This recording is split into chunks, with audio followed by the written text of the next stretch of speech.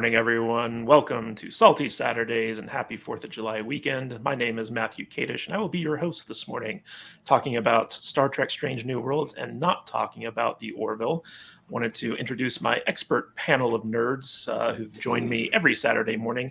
Although, unfortunately, Brian from the Popcast has other family obligations, so he won't be able to join us this morning, but we still got a great panel.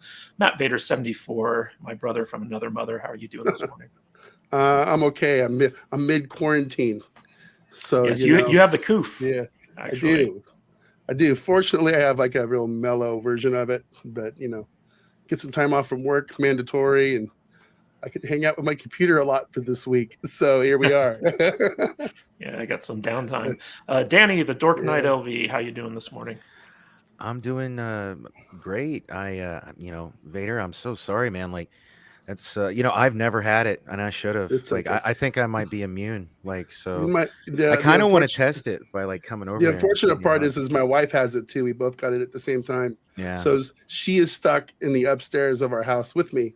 So we get to spend a lot of quality time together right now. So yeah. It's fun. Hopefully it's good. Well, the mustache porn stash is looking pretty good today, Danny. So congratulations on that. Appreciate and it. Of course, the man who's so good looking, he has to pull a talking nipple for today's live stream. Michael Crawford, the salty trekker himself. I have to pull a what? Talking nipple. Yeah, why isn't your camera on, bro? Oh, shoot. I'm sorry. I forgot to turn it on. There we go. It's not the first. It's not the first. The first was yesterday. No. My religion says on the 2nd of each month, we don't wear clothes. So, oh god. Okay, I'm going to insist that you put on pants, though. We got to compromise here. Why? Oh, here, let me stand up for So yeah, I'm doing all right. All right. Well, really thank you for coming on, Michael. We love your Greek godlike visage on camera, as always. And to those of you in the chat, I just want to do some quick call outs here. Mercer Create has been here since before we even went live, so thank you for showing up today, sir. Anthony Mark, as always, thank you for being here. We appreciate you. Rogue Disney, Charles B, Jason Price, Joker Voice, # Keep Talking, Orwell's Son. Who else do we have in the chat? Gavin Blackburn, thank you for being here, sir. Let's see here. KB Games and Stuff. And Danny's mom, Penny J, Chris White. Everyone, thank you all so much for showing up. Thomas Potts. We all appreciate you guys joining us every Saturday morning. I see a lot of regulars here. Cinnabon Bunny, thank you for being here. As always, we also appreciate your super chat. So if you guys ever want to have your chat highlighted or want to join in on the conversation, we do prioritize super chats as we go along, and we really appreciate the support. Joker Voice, if you want to talk them into letting me talk about wrestling, you might want to make that a super chat, brother. So just saying. Otherwise, message me on Discord because we're talking Star Trek today. Yes. So just to get something out of the way at the beginning, I'm going to briefly talk about why we're not covering the latest episode of the Orville and why we're probably not going to be covering the rest of season 3 going forward. So we were all big fans of the Orville going into season 3. The first 2 seasons are fantastic, and they were a welcome kind of alternative to what we were getting at the time, which was Star Trek Discovery, which was very dark, very political, very not fun. Are you describing? Sounds like you're describing the Orville right now. Yeah, pretty much. And that's one of the reasons why we are probably not going to be covering it going forward, which is because it's just not a fun show anymore. It's almost like Seth MacFarlane is burning the franchise down as he walks out the door. He's basically gotten rid of any kind of balanced allegory. He's made it very political, very depressing, very dark. There's no humor to the show. There's no fun space adventure. It's basically just like a sermon based off of the writer's political viewpoints. And, if you agree with it, it's fine. If you find it entertaining, that's fine. But it's just that for us, it's obviously just not what we want to be covering on this show, especially when you compare it to Strange New Worlds, which has been very consistently fun and great and kind of like a throwback to old school Trek, which has been very positive. So overall, what we're going to do going forward is we're just not going to cover the Orville anymore. and leave that to people who actually continue to like the show. But the fact that this is the final season, we just don't feel like it's necessary for it, because like we're midway through the final season of the Orville, and of those 5 episodes that we've gotten, only one has really kind of had like a space adventure aspect to it, and that was episode 2. Everything else has just been like boring, like messaging, and we're just not into that. And so like we're just going to leave it to other channels to cover. And in fact, I believe Michael and Danny are going to continue to cover it on Michael's channel. So if you guys want to do a shout out about that, feel free. Well, before that, I do want to say, guys, because a lot of people know that I like more of these episodes than I don't, but I don't. It doesn't hold a candle to seasons 1 and 2. I mean, it's really bad when Strange New Worlds is more fun than the Orville. Like that's when you know the Orville's lost its way. So yeah. And Mike, do you want to plug the show, or you want me to go ahead and? Well, we're calling it nerd fights at this point, because Danny and I, I do tend to agree with what Kadish is saying about the Orville. I have not enjoyed it. Danny's enjoyed it a lot more than I have, but I enjoy fighting about this stuff with Danny. So we decided that on Thursday nights at 6 Pacific time, we're gonna just hash it out and duke it out. And since Danny and I both enjoy a good fight, we're gonna do it there. But I'm shocked. I'm absolutely shocked. And I know, Kadish, you said this a couple of weeks ago.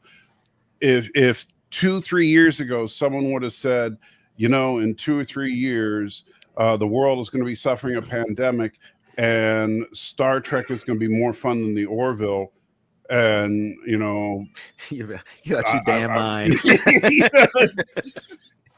Yeah, we're living in some bizarre reality here. Yeah, right.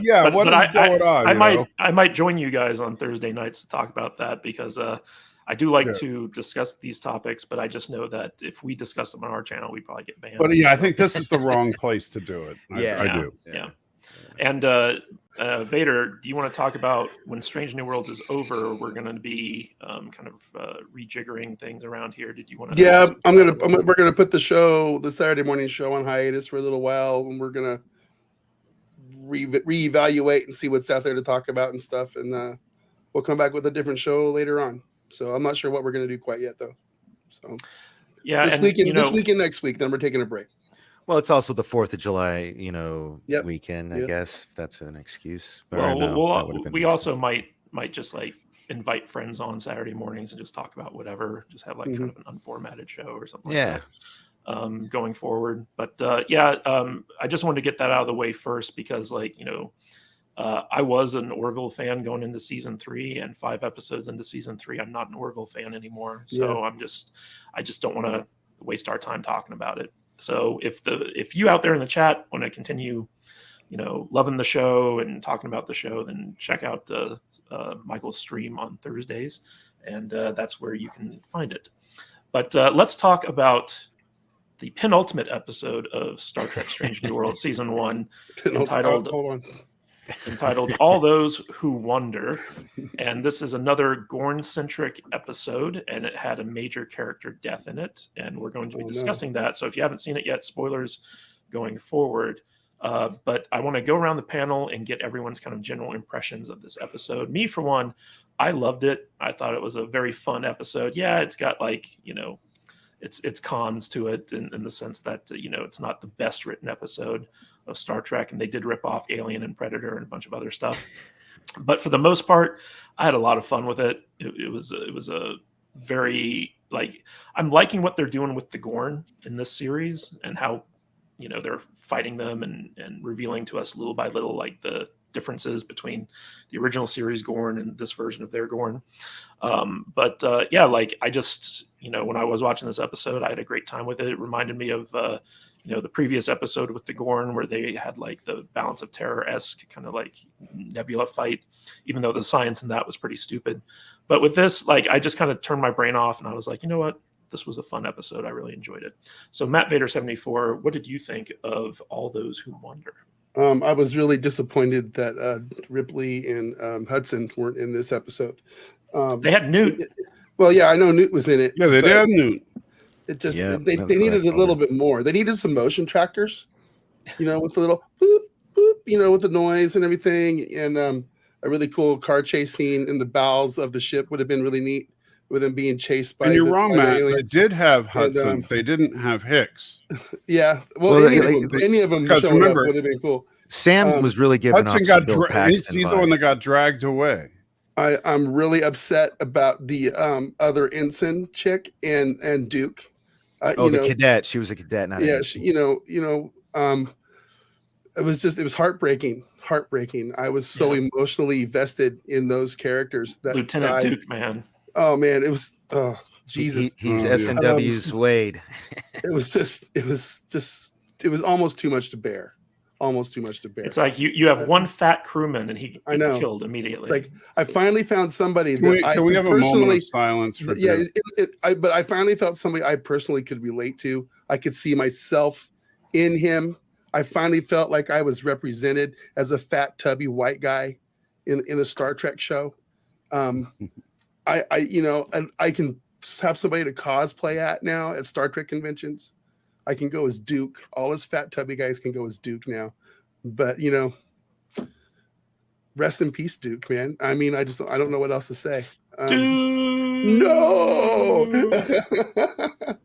But go ahead. I want to cosplay as Duke. I want to put on a gold shirt and have like two baby Gorn on your shoulders, gnawing on your shoulders, and you could be Duke. I've got the Captain Kirk shirt now that I've gained like 30 pounds. I'd probably look like Duke in it because he wears the same color. Danny, what were your thoughts on episode 9? I just realized sadly that that Vader was being sarcastic that whole time. Do you not know Vader? Come on, man. I'm just trying to be funny. That was funny, right? Anyway, I overall I enjoyed it. Again, I did take notes, not as many as last week. It was too derivative for me. Like when as soon as I saw because it was already giving me aliens. When I saw the trailer, I think when I even talked about it last week, I said it kind of had like a horror flick aliens vibe to it because they showed the dude getting drug off in the trailer, and but I didn't realize like how hard they were going to lean into blatantly ripping off aliens and the Predator thing. The only reason I'm saying it was a ripoff is because they added the sounds thing to it as well as the vision thing. You know what I mean? Like it kind of did the same thing with the sound effects. I like they should have made it a little different, but I did enjoy it. I just it was just you can't help but watch this episode and not. If you've seen the movie Aliens, you like Sam Kirk comes off as Bill Paxton's character. He's just like overly freaking out, man. Freaking out on Spock, and then and it was as soon as they introduced like those two characters, I was like, oh well, they're gonna die, totally. Like that's the only reason they introduce them. And the ending broke my heart. Uhura made me cry. So overall, like if I had to give it thumbs up or down, I'd give it a thumbs up. It's not without its flaws. And before we get to Michael's take, we have a super chat from Michael Strathmore for Canadian $5. Thank you, sir. Best direction since episode 1. Both burn. Knows exactly where to place the camera and gets the best performances out of his cast. Stunned that I liked this episode. Yeah, me too. I'm stunned he likes this episode too. I liked it too. Michael, what did you think of All Those Who Wonder? I absolutely love this episode, and I'll tell you that the derivativeness of it, Danny, is one of the things I actually really loved about it. And this is something I talked about with the wife while we were watching it. And I'm surprised none of you mentioned this. You all mentioned aliens, but you completely missed the boat. This is a remake, a direct remake, and a perfection of David Lynch's Alien 3. This is a perfection of Alien 3. This is what Alien 3 was meant to be. David Fincher? or David Fincher's Alien 3. Sorry. Yeah. David Lynch is someone completely different. Yeah. I know. My brain was misfiring there. But anyway, David Fincher's Alien 3, right down to the ending. Remember, as Ripley fell into the lava pit at the end, as the chest burster was coming out of her, except that it was Hemmer, and instead of lava, it was ice. So what you're telling me is that the writers didn't. I don't know. I mean, I enjoyed the episode. Never mind. No, what I'm saying is that they did it right. I think that they said, you know what, let's give them some props here. Let's show them how it should have been done. And I know that Fincher had some problems in the production of Alien 3, but overall, I thought it was really well done. I love it was a haunted house story. And it was a bottle show, and this is how you do a bottle show: is every set was just a redress of the sets they use every week of the Enterprise sets, but they made the Enterprise feel like a very creepy place to be by just turning off the lights and making the clicking sounds of the Gorn everywhere and splattering some blood on the walls. And so this is how you do a haunted house. And yes, having the Gorn basically be a stand-in for xenomorphs is derivative, but it's also brilliant. And so I think that it was very well done, and I enjoyed it from beginning to end. All right, so let's talk a little bit about the Gorn in this episode. So we've been getting bits and pieces of Gorn mythology scattered throughout the season of Strange New Worlds, but they really dived into it this season. So like basically they're painting them off as like the ultimate Mary Sue predators. They even give them predator vision. But in this episode, they make it clear that they can camouflage themselves from sensors. They can't be detected. The way they reproduce is they're asexual, so they just spit this venom at people, and that infects them with like baby Gorn. So like they can carry the Gorn eggs to maturity, at which point it's a very alien-like thing where like they burst out of the person. They have an alpha mentality, so like basically they kill all the other brethren that they're with until like the one alpha is left, and then they age rapidly, and also their intellect grows rapidly. So like they don't have to learn anything, they just automatically become smarter. And they were painted as this like basically ultimate bad guy. In fact, the Enterprise team didn't have to do anything, they just had to let them kill off each other until there's only one left, and then they have to take care of that guy. So it was kind of interesting to see like just how broad of a swath they painted with the Gorn in this episode. And I wanted to get your guys' take on this. Do you think that they're going a little bit too far with the Gorn? Because we did get to see them this episode. We got to see some baby Gorn, and that I did not like. I would have rather like we never saw them. But for the most part, they seem to be making them out to be like the most perfect villains ever. And I don't know how I feel about that. Vader, what are your thoughts? Completely overpowered nonsense. I honestly, I don't know how the three of you guys can watch this episode and say it was good. It wasn't. It wasn't good. It was crap. You got this stupid little lizard dude who's completely overpowered. It's anti every censor ever thought of made to man, just because, I can't see it, but, we got to have a reason we can't see it because, it's right around the corner. It's overpowered from the get-go. I don't even know what to say because it's just, the whole premise to me is silly. I mean, they even chest burst. I'm surprised they don't have extra mandibles coming out of their mouth to do the xenomorph thing. I don't know, man. It's just a complete ripoff. I don't see anything original here. I see a writer's room going, hey man, wouldn't it be cool if we like mixed Aliens and Predator with Star Trek? That would be super cool, and all them dumb nerds out there would probably eat it up really good. No, it's bad. It's bad, guys. Come on. I can't believe you like this. I really cannot believe Matthew Kadish, of all people, likes this episode. I'm stunned, dude. I'm absolutely stunned at what the words coming out of your mouth right now. I really am. I thought it was a fun episode, but I was wondering. I was like, why can't Mbega just use like an ultrasound, maybe spot these things instead of just like a scanner? It's nuts. It's nuts. Because that would have been too much like Alien. Yeah, real quick. How can you get too much more like Alien? They're aliens. Yeah, they're xenomorphs, dude.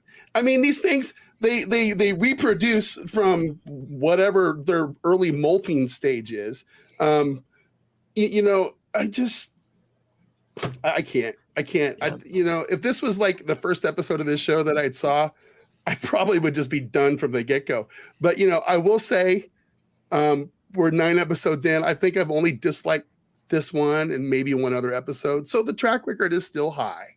This one was a miss. This one was a miss for me. And I don't know. I don't know what else to say. It's a bad episode. Right. Real quick, Gavin Blackburn for £2. Thank you. Lynch's alien was called Eraserhead. That is true. Danny, what did you think of the Gorn in this episode? Remind me of that movie.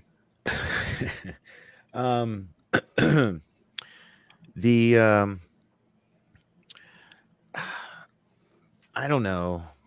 Like, it was just too. I don't like what like I said, overall, like I could, if I check out, it was enjoyable, but they changed too much about the Gorn for me, and they just blatantly ripped off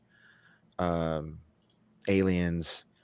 So like that would and that was like my least favorite part. And then when that big guy's getting drug away, you mean to tell me the tiny thing the size of a rat is that freaking strong, like proportionally, like at that size, especially considering his weight? Yeah, so there was the Gorn were the least favorite part of this episode. And I think you might have said this already, but I think that it would have been better had they continued to not show them. Yeah.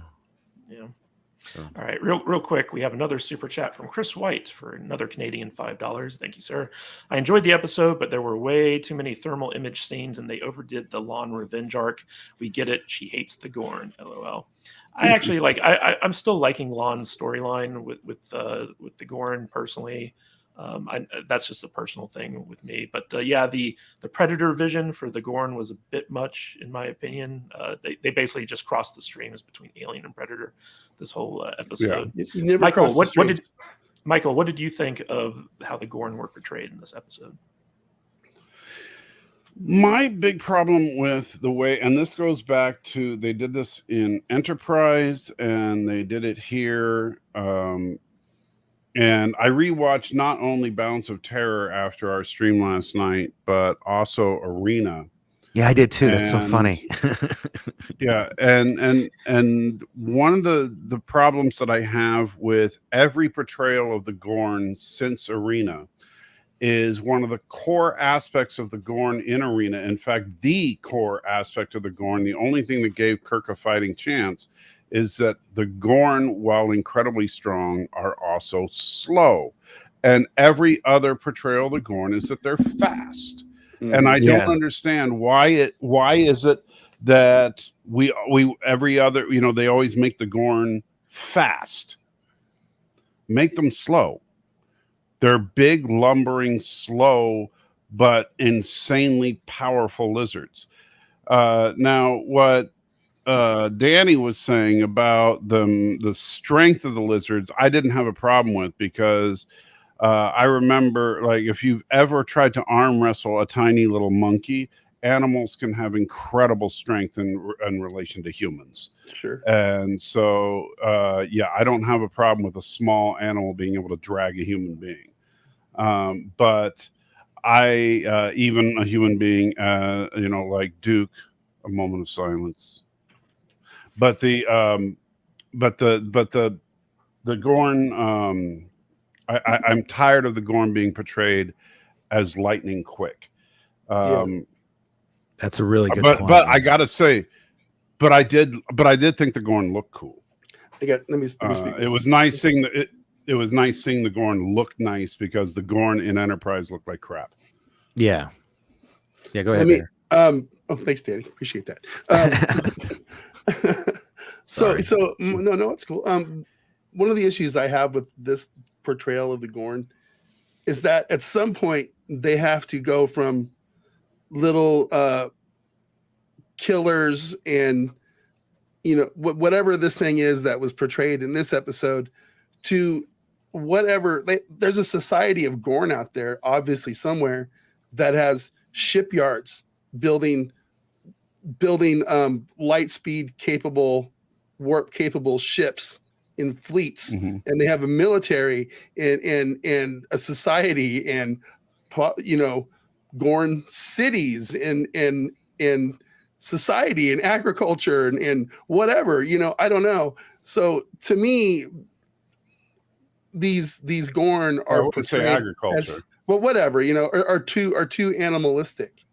I don't know how they go from this to a spacefaring race. It doesn't make any sense to me at all. It seems like they've given this Gorn story arc to one writer. His name is Davy Perez, because he wrote Memento Mori and this one. So I'm gonna put a theory out there, which is I think what they're setting up in the show, which is that depending on which race births the Gorn, they take with them certain memories and knowledge and expertise. So the Gorn that are birthed out of like an engineer who knows about warp tech, when they grow up and they rapidly accelerate and their intellect increases, they access those memories and that knowledge. And so like depending on the species that they implant with their eggs, they get different Gorn with different skills. And I think that's what they're setting up here. They also kind of set up or paid off the thing in the other episode where they're like, oh, the Gorn communicate via light. And it's because of their vision. Like they have like this infrared type of vision things. And so like when they're communicating ship to ship, they're using like lights to do it. And that's how that's why they do it. I'm not quite sure I like that, but at least like they kind of paid that off, and we now know why that is. So they're doing a lot of see that. Yeah, they're doing a lot of interesting stuff with the Gorn. I'm not 100% in favor of all of it, but for the most part, I think they're making them a very interesting species. Go ahead. I do think it's, and I hate to mention the other show that we are no longer reviewing, but I do think it's an interesting coincidence that the Gorn reproduce in the same way that the spider things reproduce. From episode 2 of the Orville. From episode 2 of the pretty much Orville. By just puking on them, spitting on them. Yeah, the only difference is the spiders convert you into them, while the Gorn basically are laying hatchlings in you, which the Gorn system makes more sense.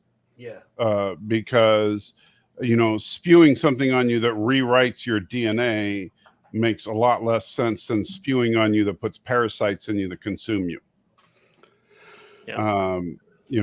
But I just thought that was interesting that they actually have a similar, because obviously they were written independent of each other. But just an interesting coincidence. So let me ask you guys, how do we get from the Gorn of Strange New Worlds to the Gorn of the original series Arena? Like how do we go from these super predator creatures to the big lumbering Gorn captain who takes on Kirk? Who knows? I don't know. The Gorn, one of the Gorn spit on a hut, and that's what became the captain of the Gorn ship that Kirk fought. No, they're going to reveal, and I don't want to steal Michael's glory, so I'll let him tell his theory later, but I really think they're going to reveal in episode 10 that this is an alternate timeline. I think, I really do. I think that they're going to prove that. Well, alternate timeline or not, it's still the same species. Well, yeah, but anytime they have alternate timelines, sometimes there's like there's subtle changes. The butterfly effect or whatever. You guys, right? But a human is still a human. What'd you say, Faith? You know what I'm saying? I said you guys in your silly alternate timelines. Well, I mean, You it's silly not guys. us, but I think that, I mean, it solves all the arguments over canon. I know. It's like, I know I kind of said a lot of this the other Timey night, wimey. See, you got this guy and it goes up this core, and we have a timeline here. Then this will circle back around here down to the 4th X timeline, and then they're going to have divergence here, and it's going to go up to this one. And we're going to have a 3rd timeline, and it's going to go wibbly wobbly, timey wimey through here. I think somehow some black hole thing is going to happen, and it's going to go back to the original timeline, but only 10 years prior to what we were looking at already. If you need a flow chart to make sense of a TV show, you're doing it wrong. No, I would agree with that. But you need a flow chart to keep track of Star Trek anyway. But until the show flat out comes out and says that there's an alternate timeline, this is all just headcanon. I think. Well, that's what I'm saying. I think it's coming up this week. Yeah, I do. I think it's going to happen. I hope you guys are right. I really do. But I don't think you are. But yeah, I don't think you are either. Come on, man. Well, all right, Vader. You have $5 right now. No. $5 right now. I'll take Vader. that. I'll take that. Can I get in on this action? All right, Kadish. All right, Kadish. You and me, Michael. $5. Remember the last time someone bet $5. against me? Brian still owes me that money. Yeah. Well. So. Okay, so you guys heard it. Me and Kadish. I say there's some. Now I'm not saying it's necessarily my triple timeline theory, but I'm saying that they're revealing I don't kind of alternate timeline shenanigans this week. I would happily pay $5 to make that a reality, but I don't think that's going to happen. Anyway, guys, let's talk about the other big thing that happened this episode, which is we had a major character death. And I saw this coming from the previously on when they had Hemmer talk about like fulfilling his purpose. I was like, oh, he's dead. So it wasn't a big surprise to me at the end. And we didn't get enough of his character throughout the season to really form a big attachment. I know that a lot of people loved Hemmer just because he was unique and different and stuff like that. But, when he did finally sacrifice himself by throwing himself off the ship to kill the baby Gorn that had infected him, I was just kind of like, okay, that's sad. It's sad to see him go. We barely knew him. But at the same time, I'm like, well, this opens the door for a young Scotty to come in with a young Kirk and all that other stuff. So I didn't have like a big emotional reaction to it, but I was kind of impressed that they had the balls to kill off, one of the main crew in this episode. Vader, what did you think of Hemmer's death? Man, I'm kind of like right there with you. He hasn't been on the show enough for me to get really super emotionally invested in his character. What was he in? Maybe half the episodes that we've had? I think he's been in like 4 episodes. His purpose was clearly to come on and be kind of a mentor to Uhura's character. And he did that, and he died. For some reason, I feel like they needed to make room to bring on probably Scotty at some point. But was Scotty on the Enterprise before the Menagerie?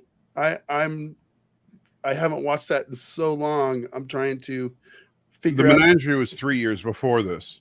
Was it okay? You mean the Cage? The Cage, yeah. So, well, the Menagerie or the Cage, whichever you want to call it, was 3 years prior to this. When did Scotty, technically come on the Enterprise? Was it? I thought it was. I don't know, but no, Scotty was in Where No Man Has Gone Before, so we know that he was there at least when Kirk first became. Okay, so it was before. Assuming, okay. So. Like I said, we don't know when. Yeah. It's quite possible Scotty was no on the canonized thing about when Yeah. Scotty first got there. Yeah. I took some crap last week because I got some stuff wrong, and I fully can admit here that I have not sat through and watched the original series in decades, and we're starting to do it. I'm going through them slowly again, but I'm going to get some stuff wrong, and I'm going to forget things, and just deal with it, I guess. But the whole getting rid of Hemmer thing to make room for whatever the next engineer is. Okay, like I said, I wasn't completely emotionally invested in the guy. I liked him. I thought it was a really cool character. I would have liked for them to have kept him around. He was unique. Yeah. And he was from a race that they set up in Enterprise, and we haven't seen any, I don't think, any other of these characters. And I think of all the characters, the new ones and stuff that are in this show, he was probably the most interesting, at least. And I would have loved to have seen his character developed over a couple seasons. I mean, they could have killed him off later on, but I would have liked to have seen a little bit more of the guy personally. Yeah. But whatever, I guess. Moving on. All right, real quick, we got a super chat from JT Gunn for $2. Thank you, sir. $2 for Kadish, LOL. Well, I'm going to need it if Michael's right. So thank you very much for that. Danny, what did you think of Himmer's death? I know I saw a tweet from you saying that you cried. So give us the rundown I did, on that. man. Well, it was because what Star Trek has, like the original series Star Trek always did best for me was relationships. That's what I liked. And I felt in the 5 previous episodes Hemmer was in, because I did just look, this was his 6th episode out of 9.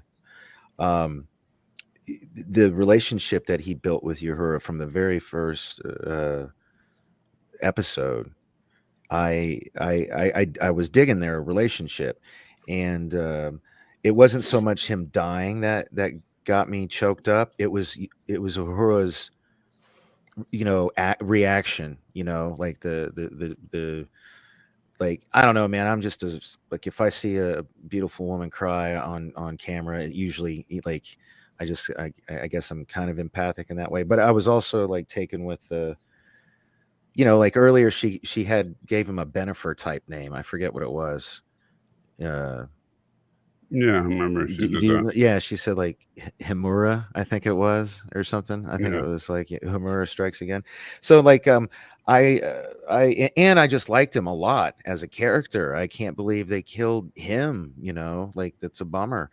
I think they could have waited a little bit to bring in Scotty, give this dude like 2 or 3 seasons, because this is what, 7 years before Kirk, supposedly, if this is supposed to be canon. Is it, Michael? I think it's like 10 years before. Was it 10 years before? So, man, yeah, I mean, it's 10 years before the original series. So, yeah. So, yeah. Okay. Real quick. I don't know if you guys ever watched, season 2 of Discovery, but they had a character on the Discovery bridge who was basically like a woman who was almost all synthetic parts. Like she was in a bad accident. She got rebuilt, and they killed that woman off, and then brought back the actress who played her to play a different character, because basically the makeup effects were just like expensive and too long to apply. So they just killed off that character and brought her back. And I think, based off of Gavin Blackburn, that Bruce Horak, who plays Hemmer, is returning for season 2. They're probably just going to bring back the same actor as like a different character without the. Oh, they're going to give him the because like I don't know if you've seen the behind the scenes videos, but it takes so long to turn him into Hemmer that they probably were just like, you know what, we put this guy through enough torture, we're just going to kill him off and bring him back. You know what? I wonder what would have happened if they would have killed. I wonder what would have happened if they killed Worf off in season 1, because Michael Dorn didn't like putting the makeup on. I hate that. I absolutely hate that excuse. Well, guys, we don't want to put so much makeup on this guy, so we're going to kill him off and bring him back as another character. Yeah, we like. That's what we like about these. That characters. Is kind of that was the one character in Discovery that I thought was kind of cool, and I wanted them to develop that character a little bit more. But no, it's Discovery, so we're not going to do that. But I hate that. Well, they did develop her in the episode they killed her. Yeah, I hate that excuse. We don't. The actor doesn't like the makeup. Come on, man. Michael, what did you think of Hemmer's death?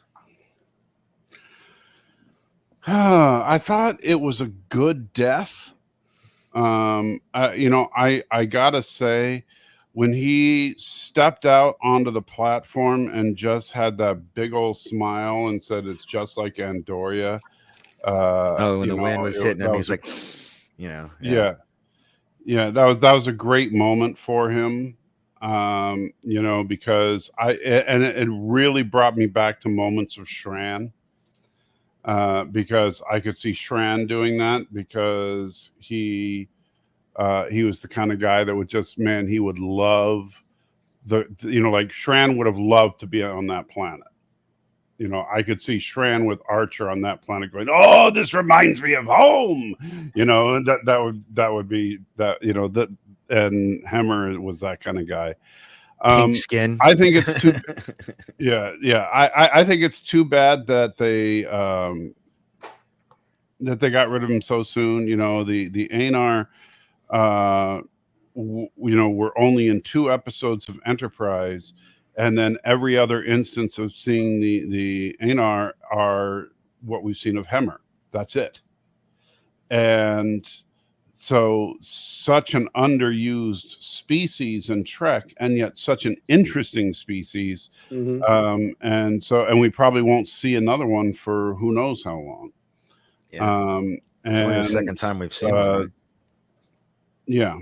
Well, that's all that we've seen. 2 episodes of Enterprise and this. That's it. Yep. And so I'd like to see more. I mean, I get it that eventually they'll want to bring in Scotty, but like Danny said, we don't need to bring, there's no rush. Yeah. We got plenty of time. And I mean, unless they're planning on canceling the series real soon, I know you got a couple of super chats, but I just, I think that it was a great death, but it's a death that didn't have to happen this soon. Yeah. I kind of agree with that. So super chat from Gary James Fukuhara for $10 or $9.99. Thank you so much, sir. Why Hemmer has to be killed so soon? A blind engineer on a Federation ship. Character is so unique. Wish to have more of the character. Thank you for the awesome insight and information on the series. Thank you, sir. We appreciate it. And we love talking about this stuff. And now we also have a super chat from Dwayne Oldson for $5. Thank you, sir. Hemmer had Worf potential, a character with unplanned appeal. His death episode was in the can before they realized who he could be. Yep, I think that's pretty accurate. And that's exactly a big right. And I think a big part of why that happened is because they filmed them back to back, so they didn't have time. Normally in a normal show, they'd have time to see the fans' reaction and course correct. I just saw a tweet today that they've just wrapped on season 2 of Strange New Worlds today. So like they've already shot like the entire second season, which is interesting because like I guess they're trying to play catch up with all the downtime from the COVID lockdowns and stuff like that. But apparently, and we're going to talk about this in a little bit as well. Picard season 3 is also like in the can and getting finalized as we speak. But I want to talk season 2. I want to talk one more thing about this. And by in the can, he means literally in the toilet. So we got a little bit more of the Nurse Chapel Spock kind of relationship in this episode. Spock actually let his emotions take over in this episode. We got to see emotional Spock, and we're seeing the romance between Chapel and Spock develop a little bit more. What did you guys think of this stuff, Matt Vader? I thought it was a bit much, to be honest with you. His whole thing, let the emotions in. Then he turns into the freaking Incredible Hulk and just starts, smashing the walls. I don't know. It didn't make a lot of sense to me, to be perfectly honest. I don't mind episodes where, Spock is, learning and getting in touch with his human half and his Vulcan half and trying to, work things out. But it was a bit much. That's all I'm going to say. It was a bit much. And, Hulk Spock angry, it's just, it is what it is. It was silly. I just thought it was kind of silly. And I don't really know what to think about this whole Nurse Chapel relationship thing, because I appreciated the fact that she's all trying to get all huggy on him and they have a little moment. And he's like, no, I reject you. And he turns around and walks off. I did like that part, but I didn't see that as a rejection. I saw him as not reading the moment. Yeah, I saw that as he doesn't want to let himself get involved in a relationship because he's engaged already to his Vulcan to bring, and and he doesn't want his emotions to take over, because if he had let into his emotions, he would have hooked up with Chapel there. So he's trying to get back in the zone there. So, it is kind of interesting that we have this love triangle where Spock has a choice between a full human as a mate and a full Vulcan as a mate. And he's like half Vulcan, half human. So he's like being torn between these two.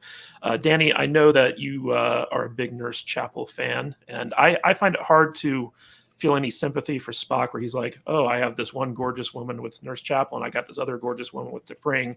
How can I ever choose between the two of them?" Right. What did you think of the development in this episode? I actually, I loved it. I liked how, like, she held his face, and they kind of had like that, like a tender moment, and they hug, and then, but I think, I didn't see it as Spock kind of rejecting. It was more like, I guess, like you said, like just not processing it. Almost it reacted like kind of maybe somebody autistic would, just like didn't pick up on what she was putting down. I don't know. But I love it. I love this whole, like, because they can stretch this taffy forever if it's not going to be an alternate timeline. But here's the thing, Danny. We know the ending to this story. That's what I'm saying. Yeah, that's what sucks about it being a prequel. He doesn't end up with either one of them. That's why I think it would be awesome if they do reveal next episode that this is an alternate. You guys are insane. You're nuts. But okay. It's going to be their M. Night Shyamalan twist. Y'all never saw that coming. It was a reboot all along. Here's a word of advice. Never say that dude's name on my stream ever, because I hate him. Hate him with a passion. Shyamalan. Okay. It's all good, bro. I'm just kidding. Michael, what did you think of the development of the Chapel Spock relationship in this episode?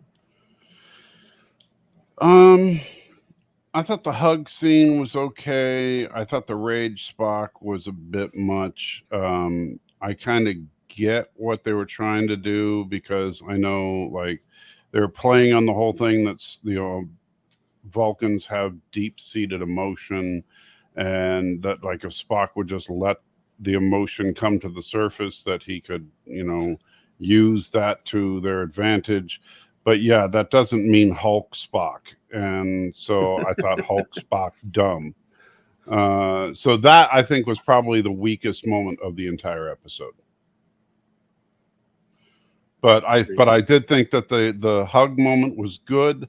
And I think that I agree with Vader. I think that the reason Spock turned around and walked away was because, like, he felt the Peter tingle and realized that no, he needed to go back to T'Pring, and so he turned around and walked away. Gotta go meditate. So I just rewatched it, and they do the full hug, and they release, and then like she is longingly staring into his eyes for a little bit more than comfortable, and then he just like turns around and walks off. Right. So he realized that this was not.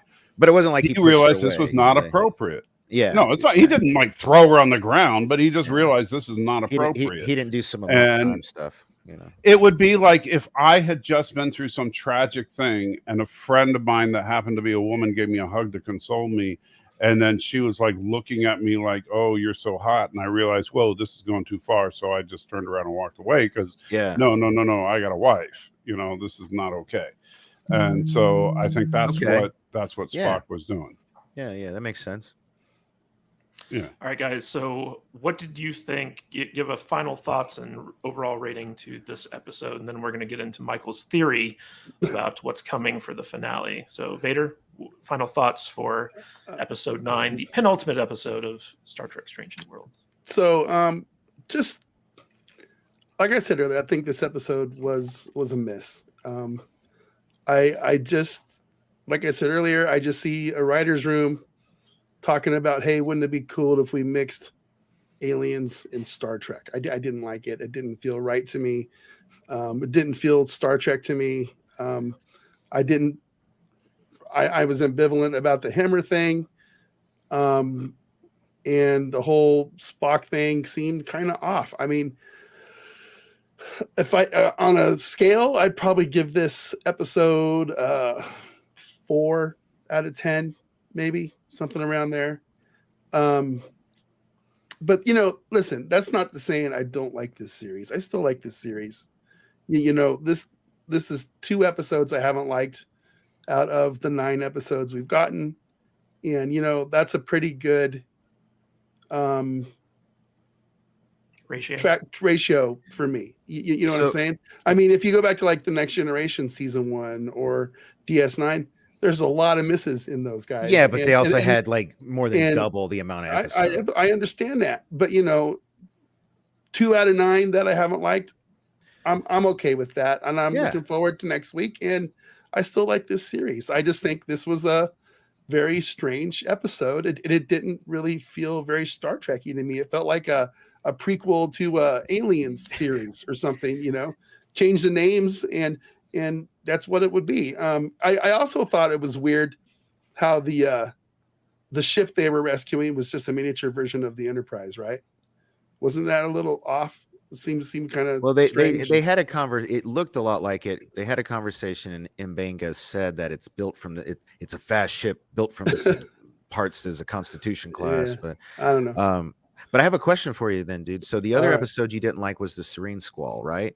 The one with the pirates one, the one with the pirates. No, well, that one I didn't. I guess I really didn't like that one a lot either. So I guess 3 episodes. I didn't like the one with all the fantasy crap in it. The last week episode. I thought that was really weak. Oh, I like that. Oh, okay. Yeah. Okay. All right. Fair. So which one is your least favorite so far? Is it this one? I don't know. Just it's hard to judge. Okay. I have to watch them some more. I'll let you know. I'll let you know after I process it some more later on. For sure. All right, Danny. Final thoughts on this episode and give it a rating. Well, as far as a rating, what I'll say is because I kind of want to do my rating after I see them all. I will say that this is my second. Like the Serene Squall is my least favorite episode, but I still liked it. And All Those Who Wander is my second least favorite. So like in the order, it's like second to last. So it would be 7th place. But that doesn't mean it's bad. It just means like I really, really like the other. Like your analogy before was perfect about pizza. So I don't know. I'd want to go back and see what I rated the other ones. I mean, I just in isolation, Danny, like as a standalone episode, how would you rate it?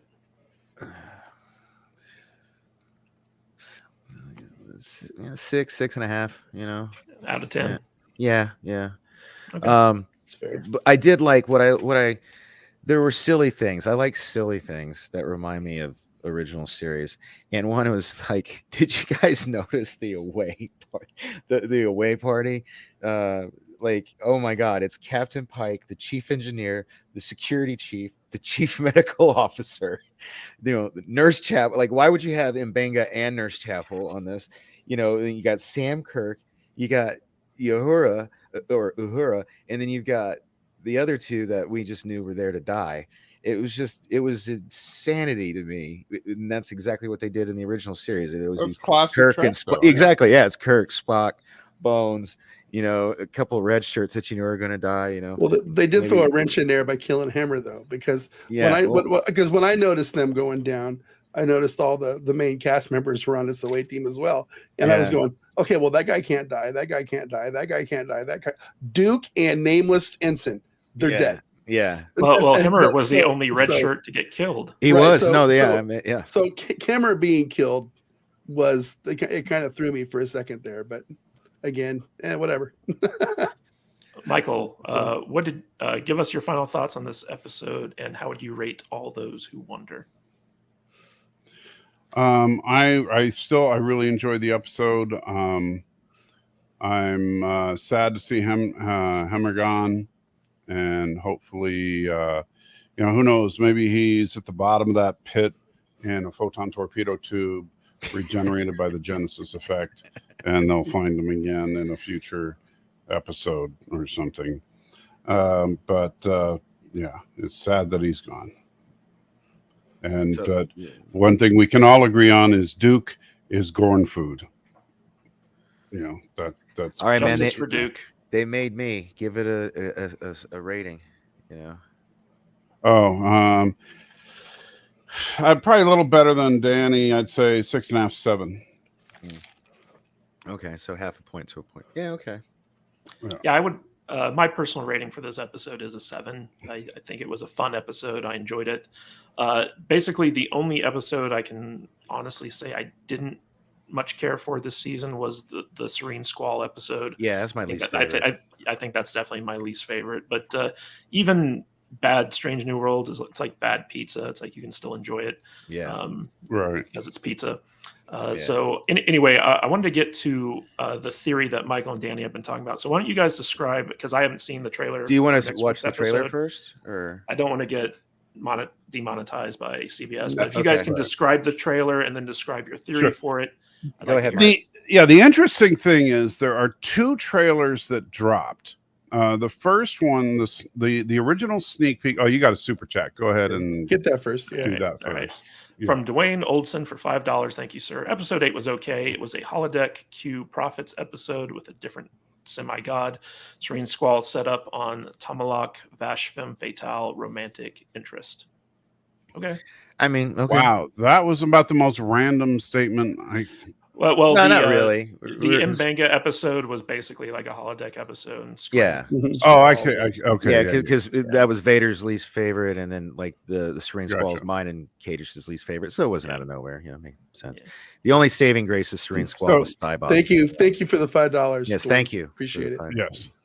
I mean, I don't know why. So there are two trailers that dropped, and in the first trailer, it mostly takes place in the briefing room with Pike, Una, Spock, and a new character, a commander with a shaved head. Well, he's a commander of Outpost 4, right?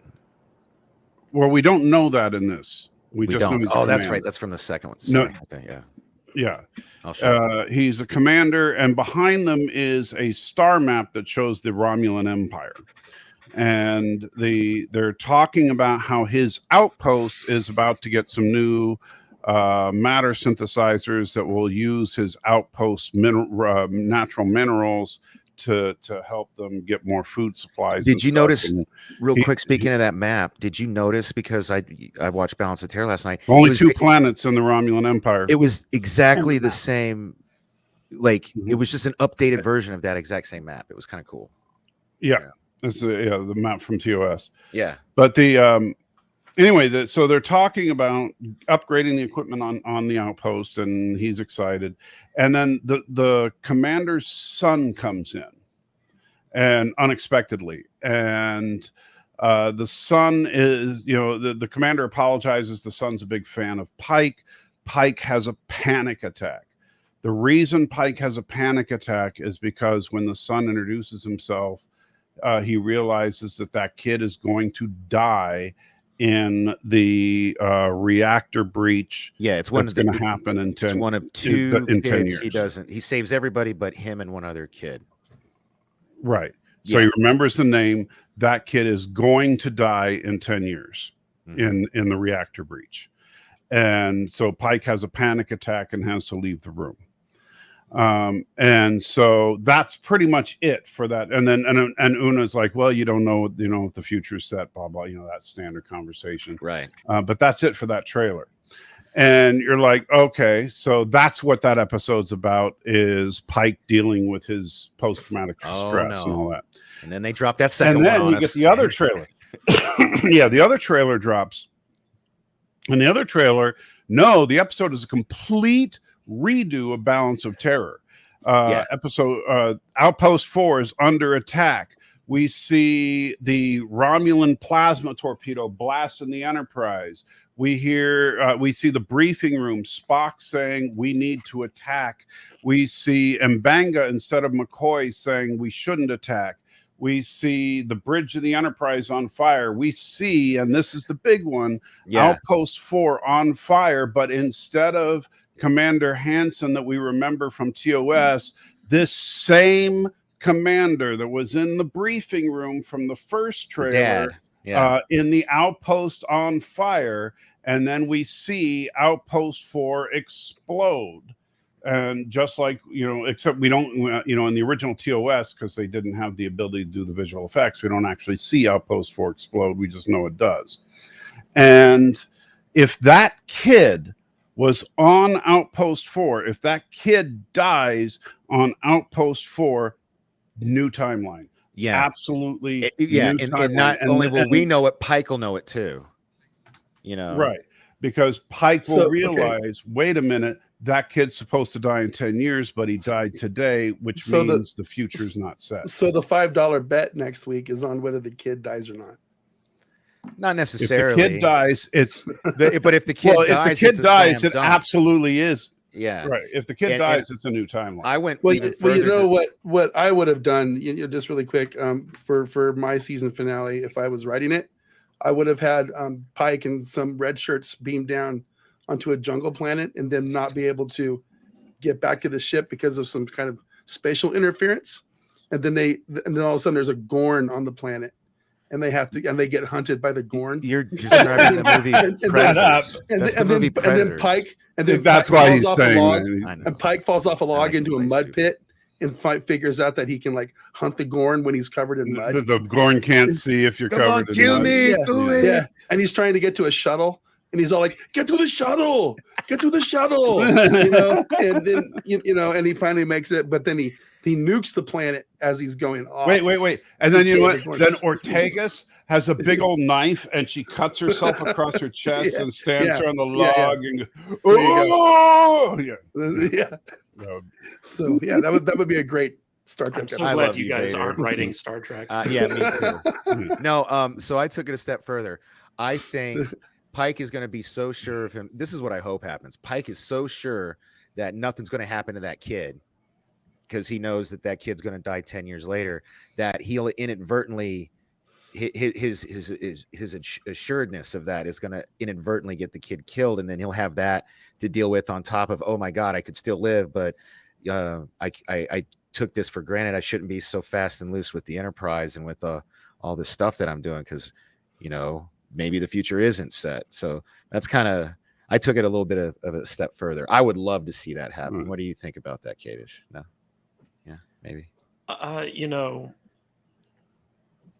Hearing you guys describe this trailer, it kind of pisses me off that they're invalidating my favorite episode of the original series. How is that invalidating? I don't see. It's not invalidating. It's taking. It's like that Doc Brown scene where he draws on the chalkboard and he's like, and it right here. It's the timeline. Can I? Am I allowed to finish? Sorry, I'm sorry. Thought here. Okay. Look, alternate timelines aside, until they come out and flatly state in the show we're in alternate timeline territory, they're basically remaking an original series episode and erasing it from the original series timeline, right? I don't see it that way. Well, I mean, like if they're redoing the attack on Outpost 4 and the Balance for Terror hunt the cloaked Romulan ship type thing. And Spock says it's been 100 years. They're basically remaking that episode, and if they're remaking that episode, how can the exact same thing happen in the original series if they're in the same timeline? It can't because Spock says. I don't know if they're remaking the episode. It's 10 years before Balance of Terror, and that doesn't mean something couldn't happen at Outpost 4 10 years before, and it doesn't mean they couldn't rebuild Outpost 4 I was if saying Outpost that 4 too. got messed up. But it's just, but I mean the exact everybody same needs to scenario. chill. But what it It's not the exact validates same it though scenario. is you can see a bird of you can see a Romulan bird of prey.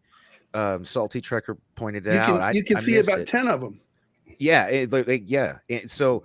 And Spock clearly said that the last time that they encountered the Romulans was 100 years ago. He says it comes up several times in Balance of Terror. So So my point about them invalidating the original Balance of Terror is still valid. So I'm going to be interested to see how they handle this. But for the most part, I honestly hope that I owe you $5 come next week, Michael, because if they don't establish that they're dealing with an alternate timeline, I'm going to be pissed. Okay? But you see, here's where and remember, this is not Discovery, and this is not Picard. And so far, at least, we've seen some decent. I know it hasn't been like world's greatest writing, but we've seen decent writing out of Strange New Worlds, and I don't think they would have gone through the trouble of having a running thread of Pike knowing all these details about the kids that are going to die in 10 years, only to then say, oh, but we were only kidding. Yeah. Also, it's been a real tell. I don't think. Okay, you know how like when you play, yeah, right. You know when you play poker, you know like you know what a tell is, right? So, Mike, when you're playing, yeah, okay. So they had a tell. They brought up so many times, the whole like fate, fate is what we make it, or whatever they say. Right. Like, that line has been said so many times that I feel like they've kind of showed their hand, like so. And well, the issue here is I used to believe that Star Trek Discovery would be jumping into alternate dimensions, and that the Star Trek Discovery universe that we got in the first season was going to be an alternate universe from the main timeline, and that never happened. That was like a total bait and switch, and that was headcanon on my part. So there's a history of Star Trek basically just like saying like screw canon, we're just going to do what we want, and I'm worried, hearing you guys talk about it, that this is just another example of that. But I'm going to withhold my judgment until I see the final episode. Yeah, no, I'll actually be just as pissed as you, Kate. I understand. And it's not. I'm not going to be pissed off if I'm not right. I'm just unless it's something really stupid. I mean, well, it's already really stupid because it's blatantly it's the attack on Outpost 4. It's a fight with, and it even looks like the pirates come back him up from the Squall. Well, it could be something else that we don't know about, but I mean, there are other possibilities of what it could be, but that's just what it looks like to me. Because the other thing, like when I'm trying to like come up with alternative explanations, is a possible time jump. Because notice that if you look, Uhura is wearing a classic TOS uniform in the trailer, including a lieutenant stripe. And instead of the cadet emblem, she's got the actual communications officer emblem. Well, that's because at the end of this last episode, they focus on her looking at the communications console. So she was able to decide where she wants her career track to be. But she wouldn't go from cadet to lieutenant. She would go to ensign. Maybe he gives her a field commission. Who knows? They did it to. Maybe there's a time jump. They do that. That's what I'm saying. It appears that there's a little not time travel, but a time jump. Yeah, I understand a little bit of a time skip between that episode and this one, but we'll see. Like maybe in the captain's log, it'll start out and it'll say, "Hey, it's been a year since X happened." If they do something like that, because La'an. Notice another thing is that we did not see La'an in either trailer. Right. Well, she left. Which I know. She's on her leave of absence. Mm-hmm. I'm wondering if she's going to be with those pirates. That's a possibility. We got a super chat here. Yeah, I was going to let you guys finish. Oh, sorry. Yeah. They're finished.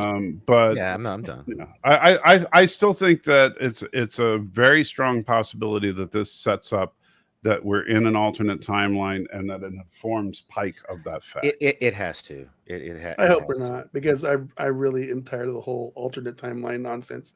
But I like it because then the future's unwritten and we can actually enjoy it frees them from previous canon, which would be good. Yeah. All right, we got a super chat from Gary James Fukahara for $5. Thank you, sir. By looking at this new trailer, it looks like there's more than one Romulan ships. Oh, there's a whole fleet. There's a whole in one shot. There's an entire fleet of Romulan birds of prey coming across the border. Yeah, so it it's looks actually like a massive engagement. Yeah, it's like Sacrifice of Angels level engagement. Yeah, it's more intense than Balance of Terror because that just had the one Romulan ship. So yeah. Real quick, Dennis Wright had something here. He says, let's get an Ortega-centric episode. I never want them to do an Ortega-centric episode. I like her the way she is. Yeah, I do too. Yeah. I love how she's just like a minor character who pops up in all these stories. Yeah. And I like her. I don't know. She's grown on me. I love her snark. I love it, though. I love it. Yeah. All right, guys. Just like quick, right when the episode needs it, inject a little snark in there, and that's what we need. Real quick before we wrap things up, Robert Burnett has been very outspoken on Twitter lately about how good Star Trek Picard Season 3 is. He's been singing its praises, and he was someone who was critical of the first two seasons. I'm not quite sure if I believe him or not, but I wanted to get your guys' take on this. Apparently, they've finished filming and they're kind of finishing up the post-production on the episodes, and he got to see a couple of them, and he's just been over the moon with how good they've been. So I wanted to hear your guys' take. Do you think Star Trek Picard season 3 is going to be good? Let's start with you, Michael. He's not the only one I've heard this from.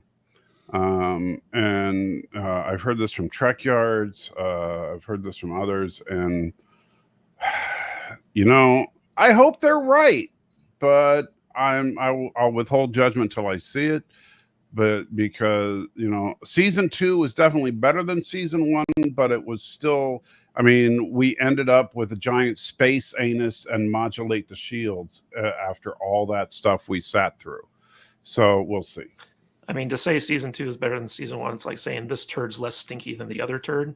So yeah, I know, but I'm just saying, like, the ending was just a giant space anus and modulate the shields. That was the solution. Danny, what do you think? Do you think Star Trek Picard season 3 is going to be any good? No. It broke me. No, Picard broke me. Fool me once, shame on you. Fool me twice, shame on me. If you guys say, hey, we're gonna review it, I'll watch it. Otherwise, like, let's say you do it on your main show and I don't have to watch it, I'll let you guys watch the first couple of, maybe the first 3 episodes, because it seems to always fall off a cliff after 2. And then, depending on what you guys say, then I'll watch it. So that's how I'm approaching season 3. That's a good point. Is Picard has a history of having 2 strong episodes to begin with, and then it quickly falls off a cliff. Yeah. So if they've just been seeing the first 2 episodes of season 3, they could be bait and switched. Yeah, exactly. So, Vader, do you have any hope for Picard season 3? With all due respect to Mr. Burnett, I'm not holding my breath. So I guess we'll find out.